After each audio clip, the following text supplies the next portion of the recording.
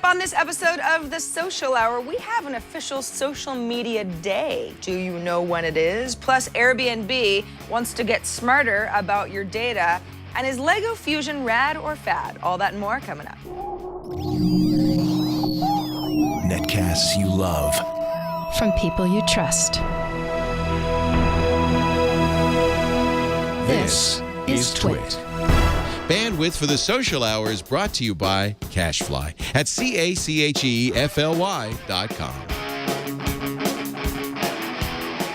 This is The Social Hour with Sarah Lane and Amber MacArthur, episode 170, recorded June 19th, 2014.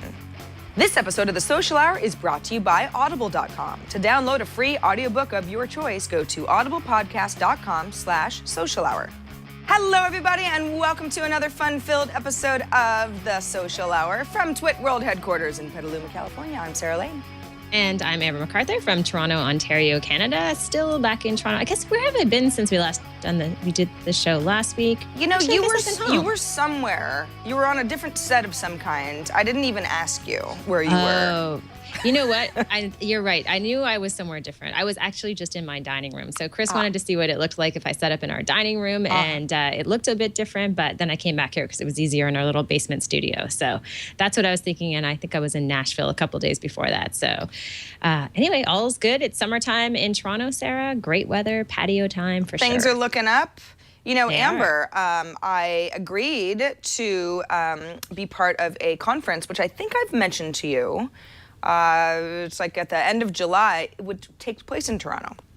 Cool. So, I know. Great. So if all goes well, then, I don't know, we'll have a big party or something. Yeah, you have to keep me posted on that. It's a great city, and summertime's a perfect time to be here. Exactly. And Toronto, I've heard it's a very international city, and they got great food, and just, great food. You know, just say the word food, and I'm in. I can't wait. It's going to be awesome. In. But enough about us. Let's talk about some of the news that we've got going on over the last week. Okay, so this one is kind of fun. We have an official social media day, Amber, and I don't know where that came from, but I have to assume 5 years ago there was no such thing. Yeah, so I think you're exactly right. So there is an official social media day. That day is June 30th of every year. It looks like, based on this Mashable article, that this was something that Mashable had started a few years ago, and eventually people just kind of jumped on and they loved the idea. And so now what cities around the world can do, they can actually go to their government and say, you know what, we'd like you to declare an official social media day to take place on June 30th. And in fact, that is what many cities around the world have in fact done to bring communities together online, get people chatting using all the different social media platforms out there. On the Mashable site, and we'll put this into our show notes, they have examples of proclamations by mayors across the U.S. who have said that this is in fact the social media day of the year, and they talk a little bit within this about the celebration. I guess I like it as much as I like National Donut Day, which, by the way, was a thing, at least in the U.S. like a couple weeks ago. Or yeah, I mean, sometimes it's like, okay, sure, it's a day of celebration. I feel like I celebrate social media every day, even if I'm not really celebrating it. I'm certainly using it. So yeah, sure, why not? I think one thing it probably does do, though, Sarah, is it forces governments, especially within municipalities, to start to take social media seriously and kind of put it on their radar if they haven't already. I mean, most local governments have, but I think this is just a step in the right direction, again, to get them communicating through these different channels. I like it. Yeah, especially since I would say at some sort of a government level is those, well, I don't want to say anything that would be deprecating. I guess it's sometimes when you get into the government sector, it is not necessarily the most savvy social media group of people, if that makes sense. So it is a raising awareness type of a thing. And yeah, that can be good for outreach and obviously just sort of the communities that these folks represent. It's all very official though, isn't it? It is all very official. So people take this stuff very seriously, and it's kind of fun. I think, like I said, I think it's interesting that it brings cities together. But if you want to get more technical, I think this next story from Airbnb is also super interesting, especially when it comes to data and how people are collecting data to provide you with really detailed recommendations for services. So what's Okay, so Airbnb, for anybody who's not familiar, is a way that if I had owned a house or an apartment or something like that, I could rent it out to somebody, and Airbnb provides kind of the middleman service. You see a lot of photos. Amber says, I'd like to come to San Francisco. Ooh, Sarah's house looks very nice. There's a transaction. I decide how much money I want somebody to spend per night to stay in my place. And I've actually never rented out anything because I myself am a renter, and I think that that would be breaking my lease agreement. But I have stayed in quite a few Airbnbs over the last few years. In fact, I'm going to in France in just a few weeks. And it works really well, but it sounds like, Amber, if I'm understanding this correctly, Airbnb wants to be a little bit more of a, based on your past history and the kind of person you are, based on your data, we can recommend more than just this infrastructure so that you can find the right apartment? Yeah, I mean, I think it's very similar to what Amazon had done in the early days when they would recommend other books that you like. So Airbnb is doing the same sort of thing. After they've been able to gather data in terms of how you use the site, what type of places you book, the duration of your stays, and all those other details, they are then in turn taking that data. They're trying to figure out what you would want before you even know perhaps you want it. And I mean, I think this is what a lot of companies are trying really hard to do. But I think in this case, it probably works well because I know with Airbnb, when you do search for accommodations in a certain city, you get so much information. So I like the idea that they're working harder to make it a lot more personalized. You know, Airbnb is, and this is not totally new, but they've got these really nice neighborhood guides, not for every city, although Seoul looks like it's new. But okay, so let's say I've never been to South Korea. I don't really know anything about Seoul. I know it's a really big city, but they do a pretty good job already of, it's not just, hey, browse a bunch of apartments. They kind of go the extra mile to let you know that there are a variety of different neighborhoods, what they're known for. They've got these nice tags. Hongdae apparently is fashion forward, and Party Central, ooh, with indie bands. That sounds like the right neighborhood for me.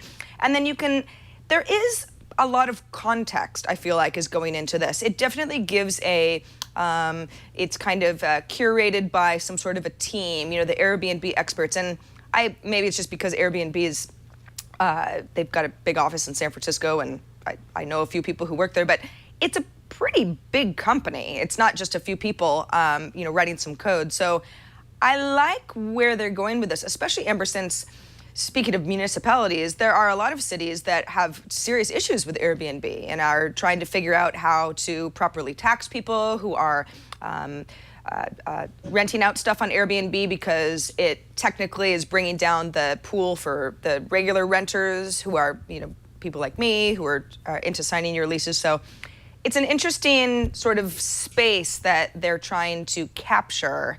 And I think it's probably smart to, sure, let's talk about apartments, but then there are all sorts of things in this sharing economy that Airbnb could turn into. Maybe not with that name, but it's you know, Amazon didn't used to mean anything either.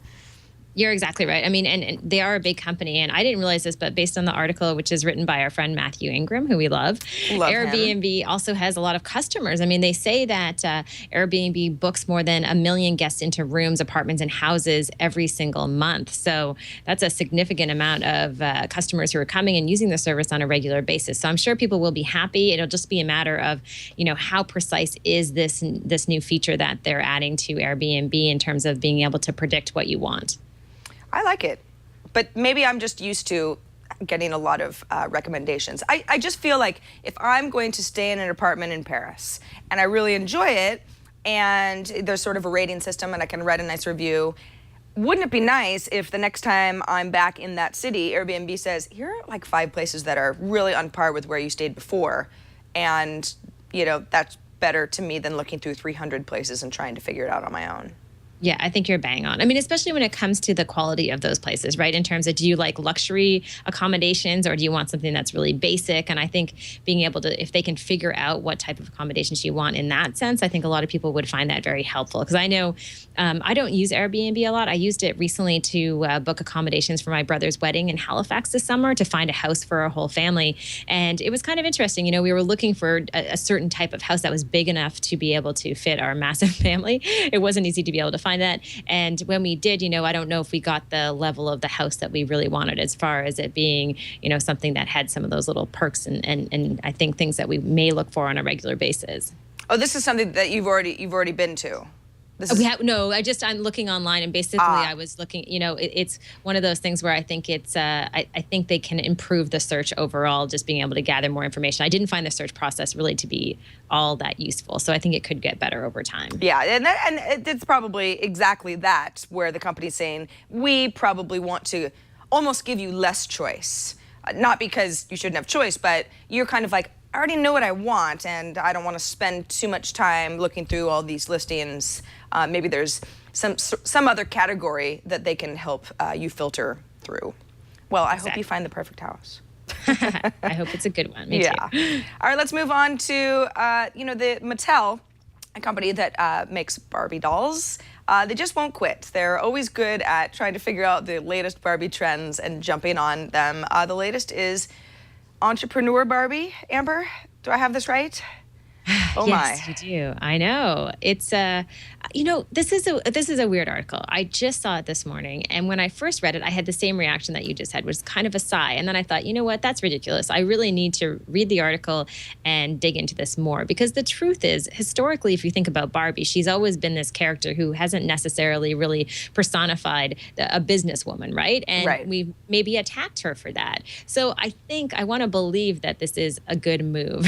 So I'm trying to go with it and understand it. But the interesting thing from a social media standpoint is that Entrepreneur Barbie comes with a smartphone. She has her own tablet, and she also has a LinkedIn profile. So they're taking it into the social space. I wonder what LinkedIn, there must be some sort of money changing hands in order for Entrepreneur Barbie to have a LinkedIn profile. Not that that doesn't make sense. It does.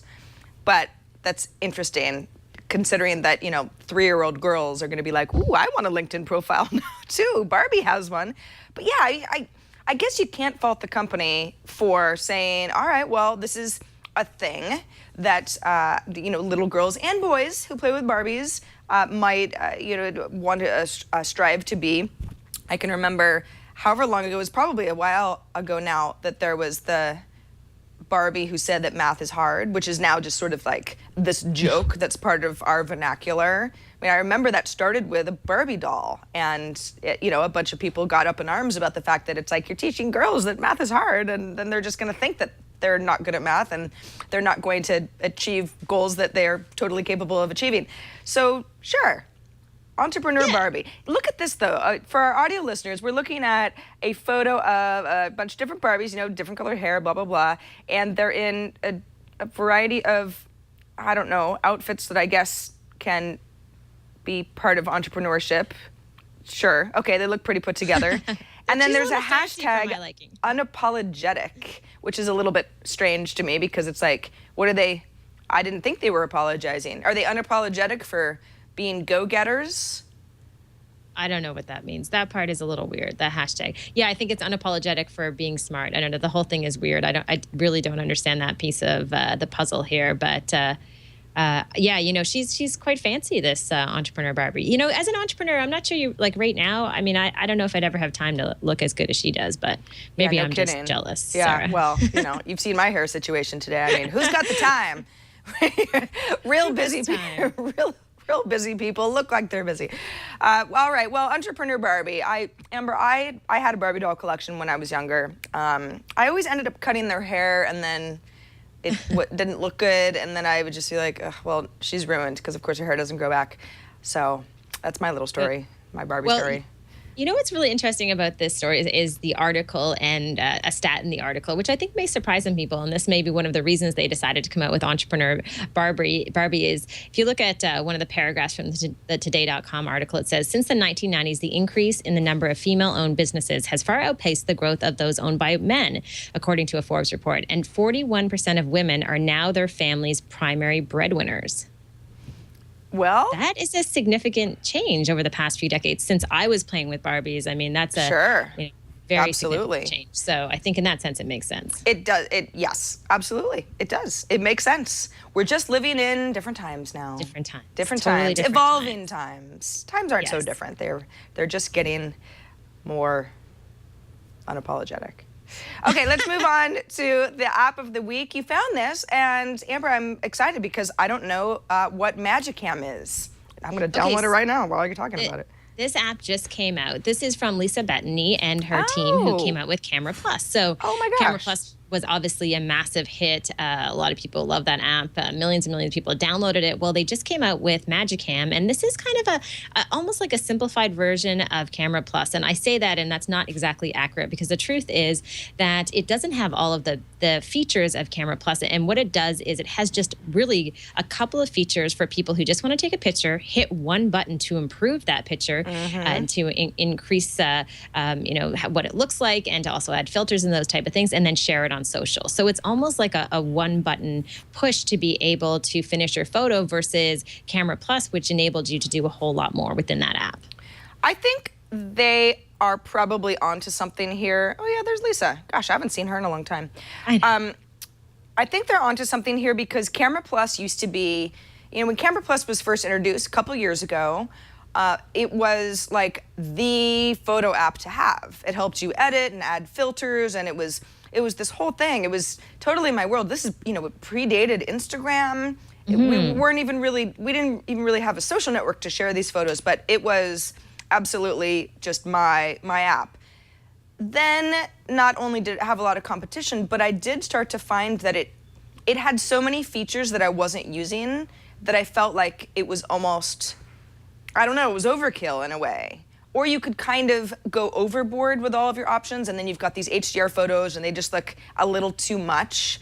And you start being that person who can't take a good photo. You can only put a lot of filters on the photo afterwards. So yeah, maybe they found that to be the case as well. As people all over the world just have more smartphones in general, they don't necessarily need this really robust program. They just need something that's like, let's magically make this photo a tiny bit better.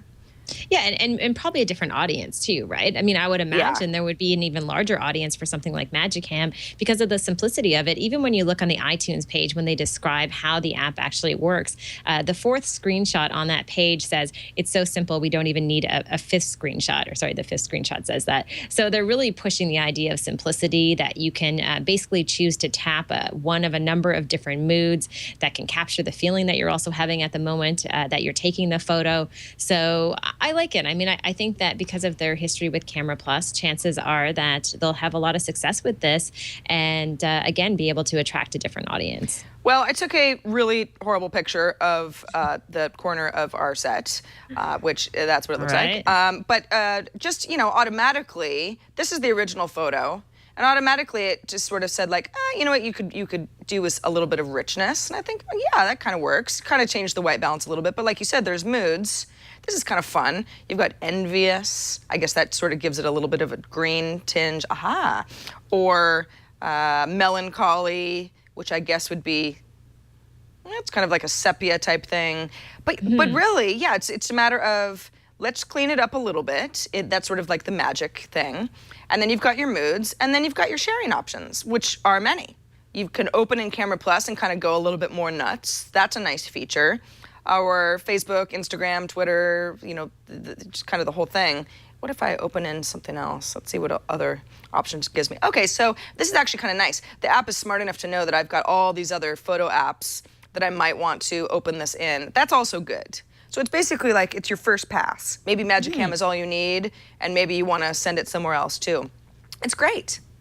Yeah, it's really great. And I mean, I have to tell you, Sarah, that after downloading so many apps over the past few years, I really like downloading apps from companies that already have a proven track record and have done well with their apps. There's just a comfort level with it, I think. So I think a lot of other people will feel that way too. MagiCam, brand new. As usual, Amber scoops me, even though I'm supposed to know everything there is to know about iPhone apps. Actually, I found that on Lisa Bettany's Google Plus page. So there's another reason to be on Google Plus, because she had announced it there. Otherwise, probably wouldn't have found it. Well, that's exactly the things you miss. The things you miss. And, she and I are Facebook friends. She probably announced it there, too. But with Facebook's weird news feed algorithm, Leo and I were just talking about this the other day. I'm pointing at him like he's sitting there. He's not. But he said, I never see anything from you on Facebook.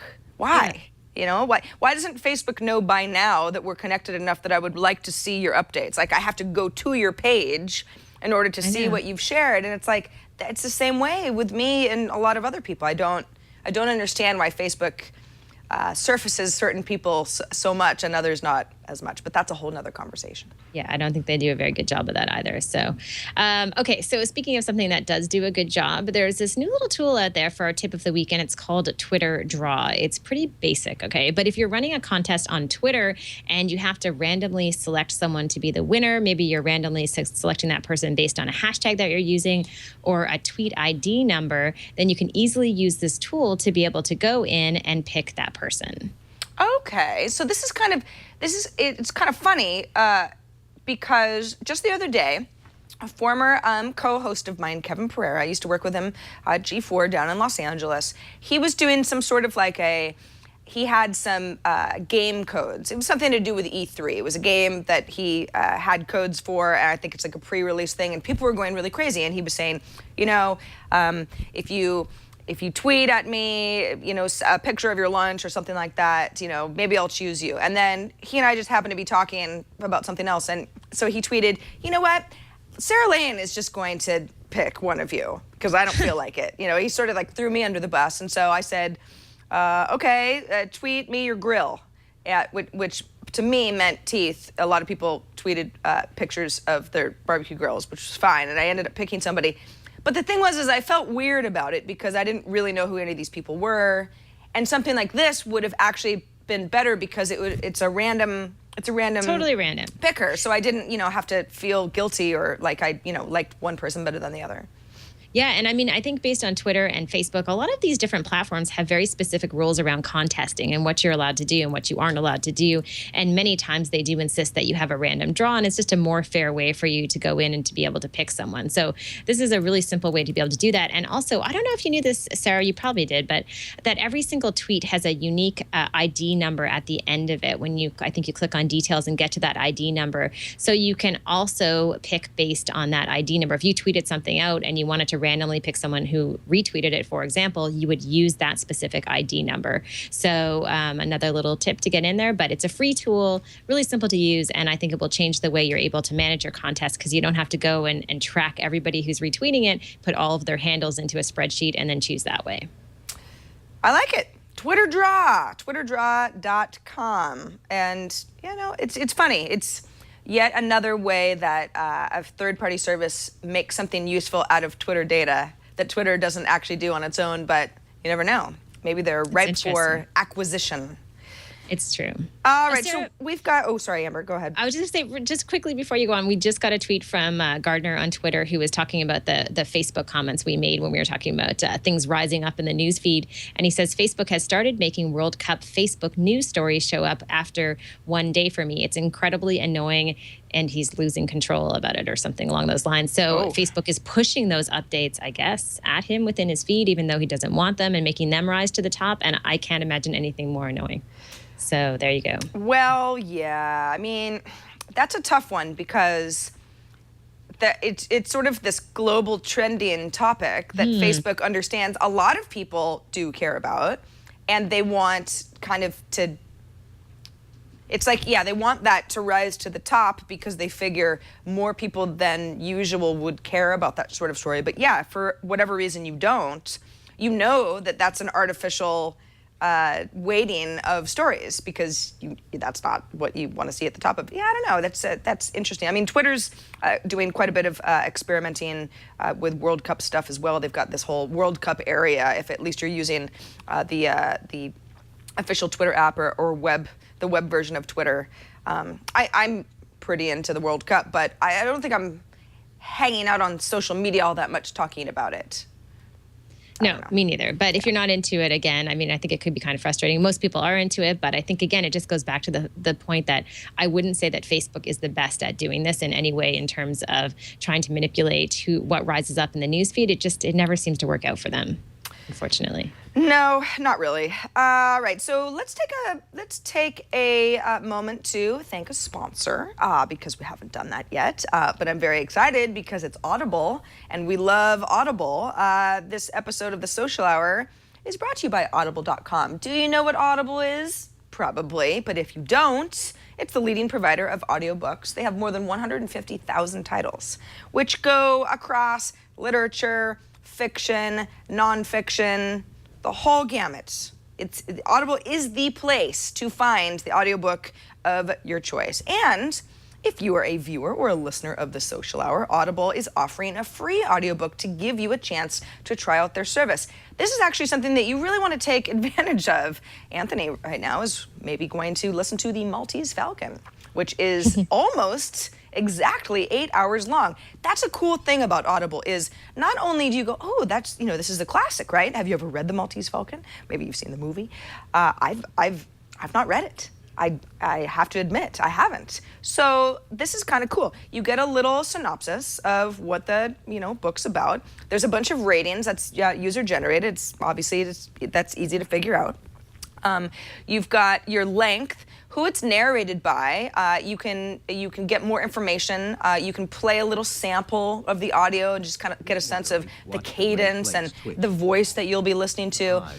And it is fun to read books this way. And I've had arguments with people who say, well, it's not exactly reading, but it's like, no, it actually is, because you're still, when you hear words, you do form them in your head in an interesting way. And you can do a lot of other stuff at the same time. You can be commuting, you can be, doing housework, you could be on a nice long walk, all that stuff. Audible is great for books because a lot of us just aren't doing a lot of reading, but we have time and we're a captive audience enough to listen to a book. So you can download a book of your choice completely free by going to audiblepodcast.com/social hour. That's audiblepodcast.com/social hour and get that free book at any point. You will never have to give that book back. You get that book, it's downloaded, it's yours for life, which you should really take advantage of because you're going to love Audible and you get that free book.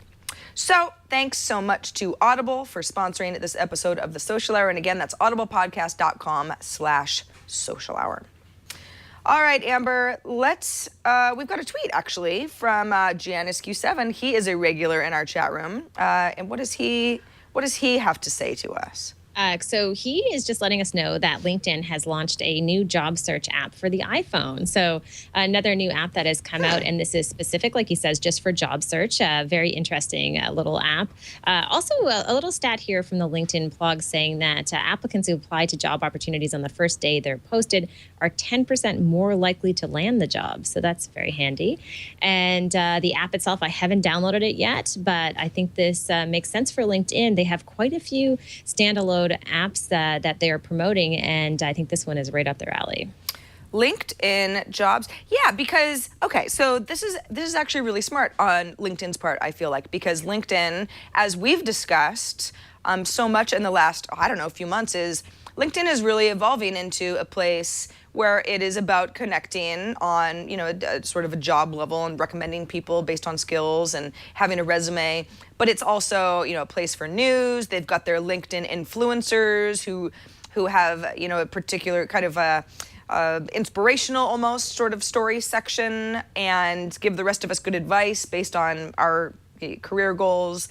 But this is just straight up, I'd like to find a job. And yeah, being on LinkedIn, it's almost like Facebook in that way. Sometimes it's like, ooh, the overall LinkedIn experience, there's a lot going on. It might be a little overwhelming. So this is a way for the company to just give you one little tool, which of course is via mobile, because mobile's kind of the hot thing, what everybody wants to do right now. I like it, yeah. Yeah, it's really slick. I mean, and also it's free, which is great with most of their apps. They are free to use and pretty straightforward.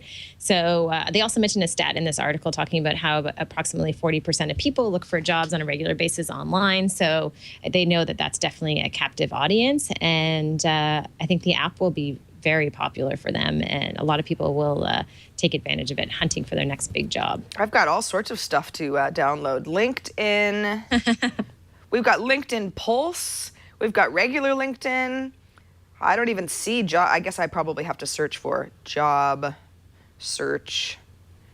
Let's see. I know this is riveting stuff. Can Sarah use the... Yep, here it is. LinkedIn job search. Yeah, all right. Very good. I don't need another job, but it'd be nice to know what it recommends to me based on my skill levels.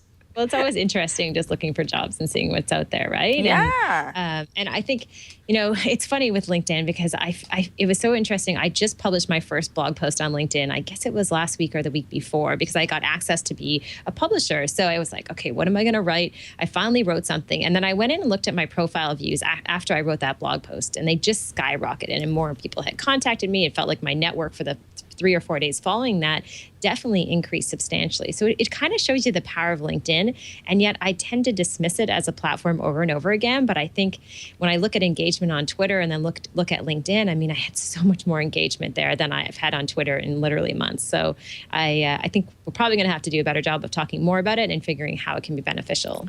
Absolutely. Sign in failed. Apparently, I don't remember my own LinkedIn password.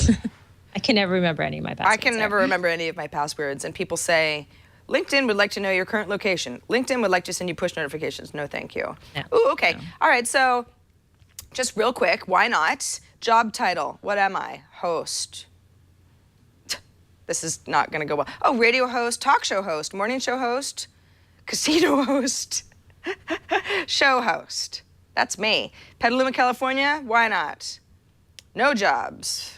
Not a huge surprise. Let's change it to San Francisco, because obviously it's, slightly unusual that I even have this job in Petaluma. So San Francisco Bay Area. Okay, go ahead and search.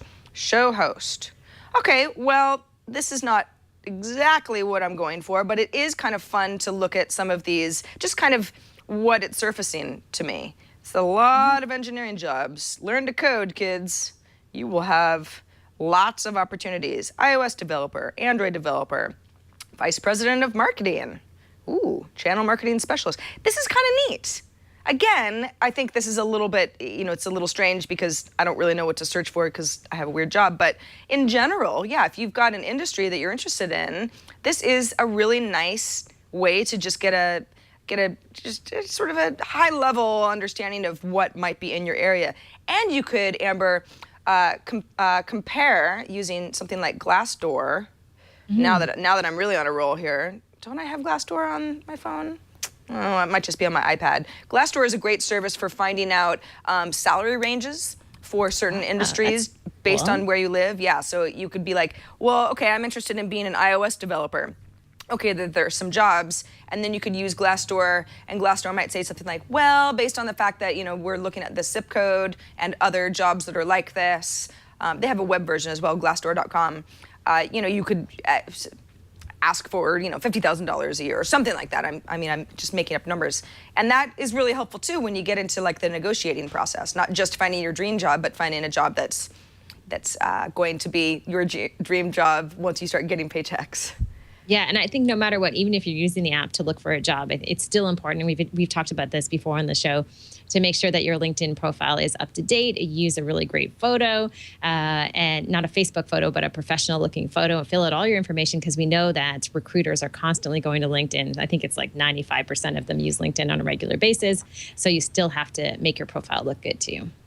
Yes, it's very true. Scooter X in chat says LinkedIn just spams everybody, and that's I don't have that problem with LinkedIn. I do have the problem that I can't seem to turn off notifications. We talked to Guy Kawasaki about that a few weeks ago on a recent show, and it's nothing's perfect, but LinkedIn is definitely a force.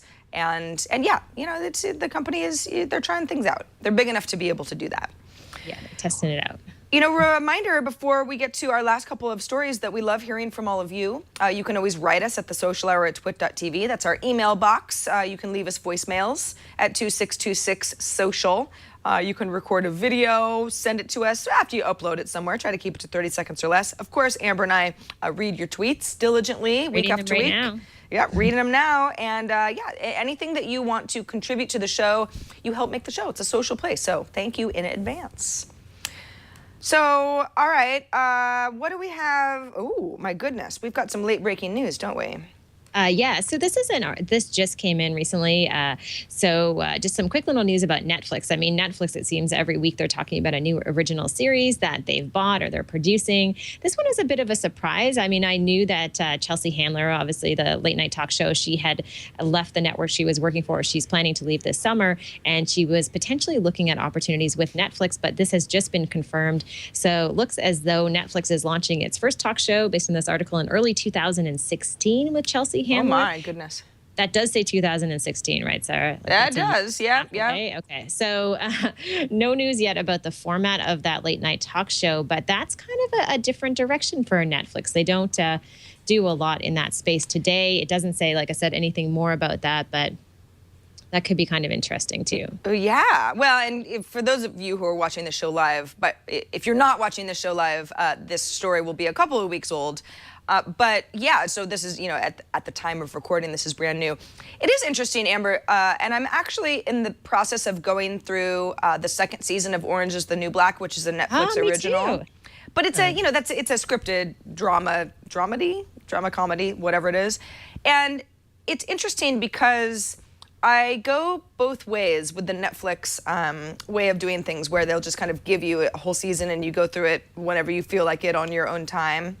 And I find that I really want to talk to other people about it, and they're just, it's like I'm on episode 4 or something like that of season 2, and it's like I don't know who's in the same spot as me, so I don't really want to talk about it on Twitter because it's just random. It's not like Game of Thrones, where if you're watching it on Sunday night, everybody can kind of have these reactions together.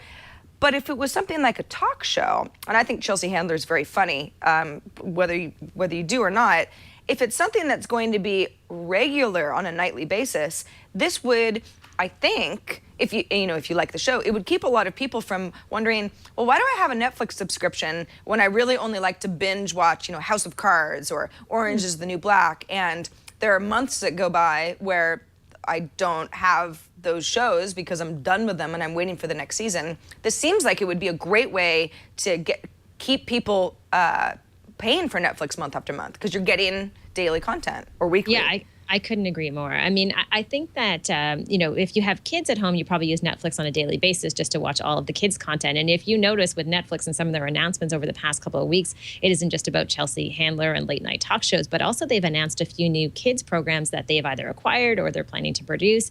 And they know that's a big market for them. But I couldn't agree more that I think this is an opportunity for viewers to engage with Netflix really on a daily basis and on an ongoing basis. I mean, there are people out there who just have the Comedy Network for The Daily Show and The Colbert Report, right? So I think with Netflix, it gives them that in with her, and it'll be interesting to see how they produce that content and get it out there in time, because they haven't done anything like this that has been produced daily. So it'll be fun to kind of watch how they manage that. It looks like they have a year and a half to do it, though.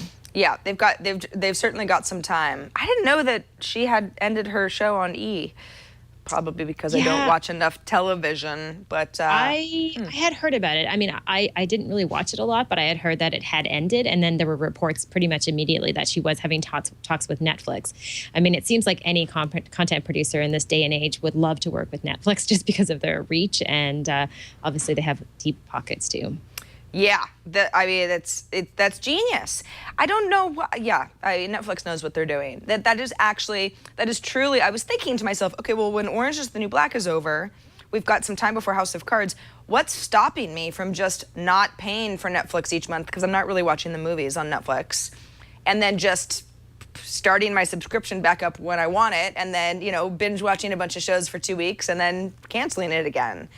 And this would be one of those things. Again, if I like the content. But yes, if you've got something that you're tuning in for, it just becomes, it's its own cable network plus, where everything's on demand and you don't have to go through Comcast or whoever your cable subscriber would be, which is always my goal. What are the cable companies thinking, right? I mean, traditionally they've been able to have that programming, or the broadcast companies have that programming that got people tuning in on a daily basis. But all of a sudden, with Netflix starting to eat away at that, I mean, there's just so much disruption already happening in that space, and this is bound to kind of start to tip things as well. It really is. Netflix is, they're gunning for HBO, but really it's more, the traditional cable networks, especially with content like this. All right. Well, that's it's interesting. I think I'm going to be having a lot of conversations with people about Netflix based on this story. But based on our stories, we should probably finish up this show with a rad or fad, as we always do. So this is an interesting one. I've said interesting way too many times in the show, so I got to stop saying that. But nonetheless, Lego Fusion has just launched. And what this is doing, the Lego company is taking traditional Lego and they have developed an app so that kids can interact both in the digital world and in the physical world using Lego. At first, when you read this, you may think, oh, that's so cool, because there is that cool factor. I don't know about you, Sarah, but I have used quite a few of these apps that are made by toy makers, and they have the physical toy that interacts with the app. And I will say that it's very frustrating for kids to play some of these games. And one of the things that I loved and still love about Lego, because my son is 5.5 now and he plays Lego all the time, is that there was really nothing technical about it and it was totally tactile, and it got him away from the iPad. So I don't know if I'm a fan of this. This seems like I've seen a couple of these before. Maybe it was at like a Nintendo game, or there was something at E3 where there's kind of physical things, and then you've got your iPad game or tablet game or whatever. A lot of it does seem sort of like, well, why? If you're building something that you're actually touching with your hands and creating, I guess it's probably Lego's way of saying, we know that so many kids are just on tablets all day playing games and this and that. So this is a little bit of some sort of a hybrid between the two, so that they can get interested in Legos without feeling like they have to actually put down the computer or, the smartphone or whatever. I guess that's what's going on. I mean, Legos are very different than they were when I was a little kid. They are. I mean, I think that you really hit the nail on the head there, because they are absolutely so different than when we were kids. And there was much more free thinking, I think, in the Lego that we had as kids, because you bought a bunch of Lego and you built whatever you could imagine, right? Today, if you look at the Lego kits in stores, I mean, I'm constantly buying these kits that are $30, $40, $50 because my son wants one tiny little character in them. And more and more, you have to build something very specific. And the app is following that direction. I mean, you are, in some ways, kind of forced to build something using your Lego blocks, and then the camera identifies that item. So you can imagine how precise you have to get when you're building. And I think it takes a little bit of that creativity away from kids. So I'm going to say that I don't really think this is rad. I think it's more of a fad of toy makers trying to have a digital component. But I would say that, hey, at some point it's okay not to have that digital component. And it's nice that kids can have just a purely tactile experience. I think so too. I'm going to go ahead. I think you're onto something here. It doesn't always have to be, hey, let's take advantage of. It doesn't. And again, sometimes I feel like, week after week, I'm like, we're just the old guard. We don't like change. We're like, Legos should not be tablet based.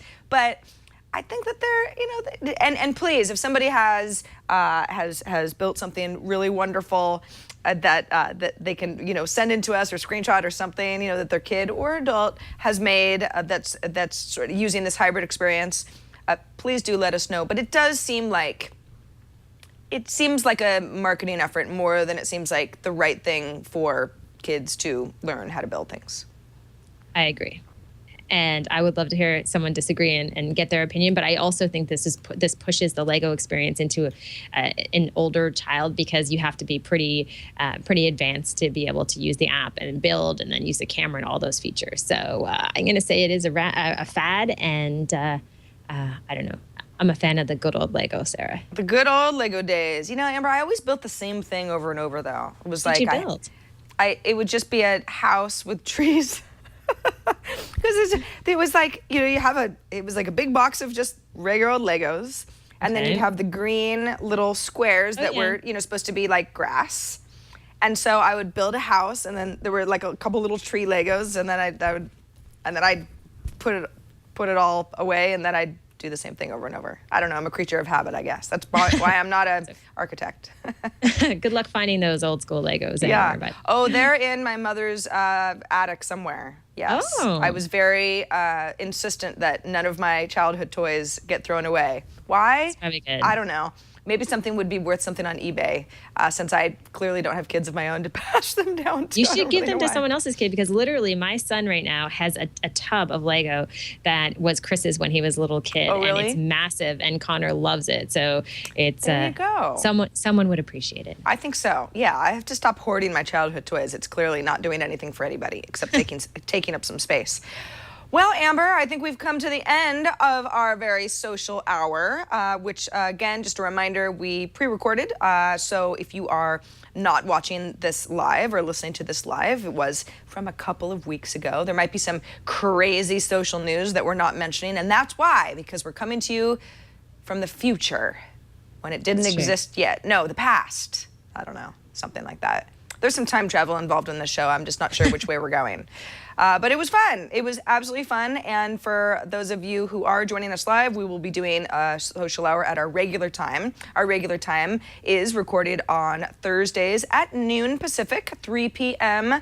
Eastern time. And of course, our website, where you can read all of the articles that we reference, our show notes, archived shows, is all at twit.tv/TSH. Yeah, you can see the number to contact, and you get the little subscription links. It's great. We've had a extremely good run with guests lately, so if you've missed any of those, really encourage you to watch. They're usually in the first 15 minutes or so of our show. We've just had some really interesting guests, and I don't know. It's been a great couple of months on the social hour, Amber. It has. And I have to say that Guy Kawasaki was on recently talking about Canva.